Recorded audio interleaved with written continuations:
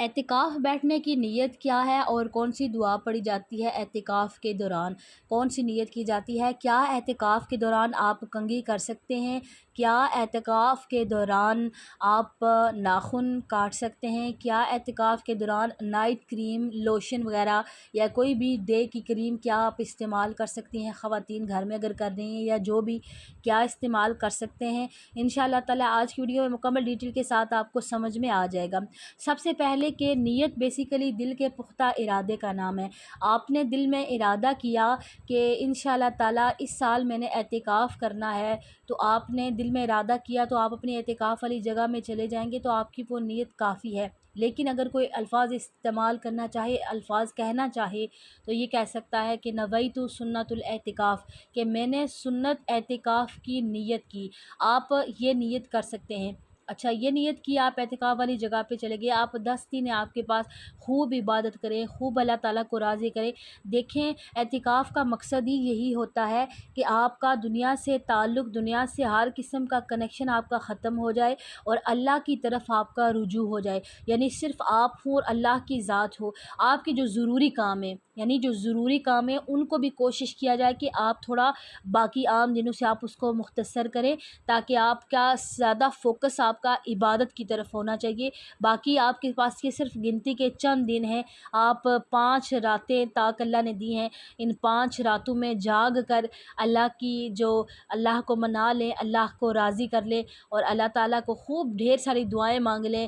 اور کیونکہ دعا قبول ہوتی ہے لیلۃ القدر میں، اور شب قدر جو ہے لیلۃ القدر، یہ رمضان المبارک کے آخری 5 تاک راتوں میں اس کو تلاش کیا جاتا ہے، بڑا ہی اس کا اجر و ثواب ہے۔ تو آپ نے کیا کرنا ہے کہ کیا کوئی ناخن تراش سکتا ہے؟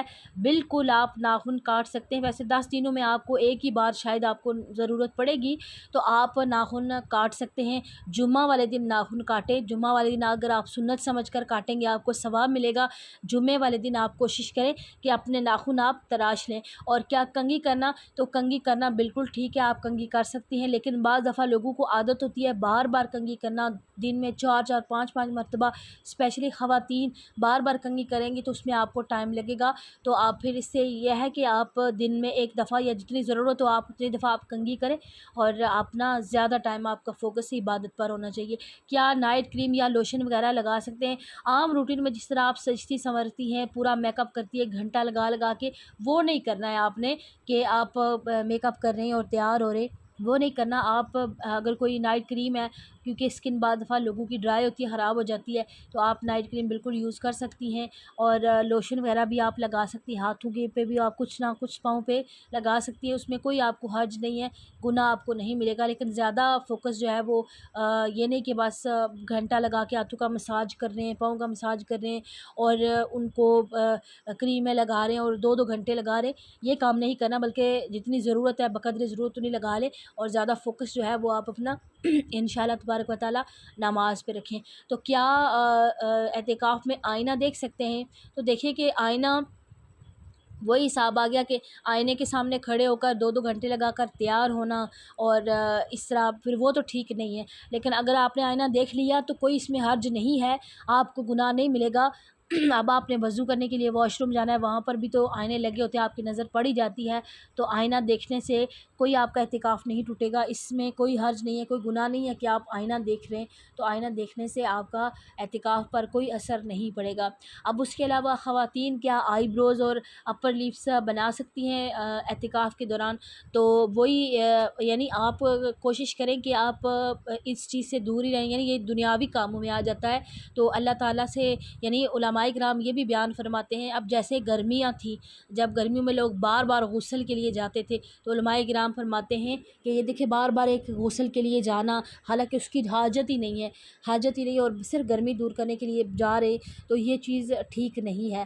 عام روزہ دار اگر جاتا ہے تو وہ الگ بات ہے، لیکن اعتکاف کے دوران بندہ جو صرف اس وجہ سے کہ میری گرمی دور ہو جائے، کیونکہ گرمی ہے، یہ آزمائش ہے، صبر کرنا پڑے گا، پیاس برداشت کرنی پڑے گی، لیکن صرف اس وجہ سے بار بار غسل کے لیے جانا کہ میں جو ہے وہ بار بار غسل کروں تاکہ میری گرمی کم ہو جائے، تو یہ چیز پھر ٹھیک نہیں ہے، یعنی آپ وہ دنیا میں آ جائے گا۔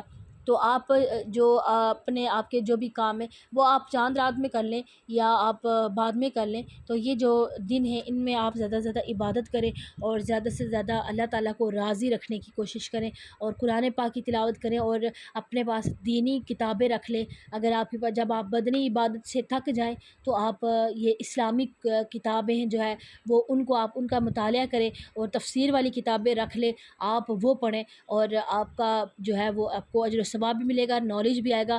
کیونکہ اگر کوئی بندہ پورا قرآن پاک پڑھ رہا ہے اور ایک بندہ قرآن پاک کو سمجھ کے پڑھ رہا ہے اور ایک سپارہ پڑھ رہا ہے، تو جو ایک سپارہ پڑھ رہا ہے سمجھ کر تو وہ زیادہ بہتر ہوتا ہے انشاءاللہ تعالی۔ مجھے امید ہے کہ آج کی ویڈیو آپ کو سمجھ میں آ گئی ہوگی۔ السلام علیکم ورحمۃ اللہ وبرکاتہ۔